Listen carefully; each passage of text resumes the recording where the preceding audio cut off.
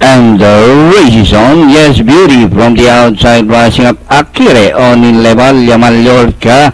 Class C, moving up best man. Danori inside is Domo Peace. Mr. Maki, Forbidden Fruit, stunning success. While inner class is the Earth Trailer. Back to the front runner, Akire Onileva by about 2 lengths, followed by Domo Peace by Daral. Mallorca is racing third, best man racing fourth by Daral. Class C, Mr. Makias Beauty.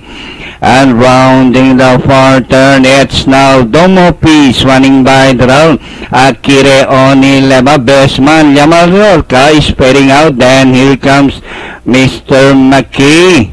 And as they race the far corner, it's now Domo Peace by about 2 lengths now.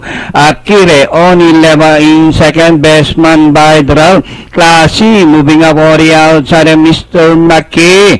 Last 150 meters more to run.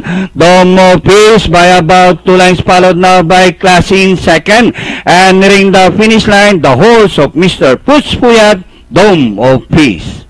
Class C, Mr. Maki, Akire Onileva, Forbidden Fruit, best man.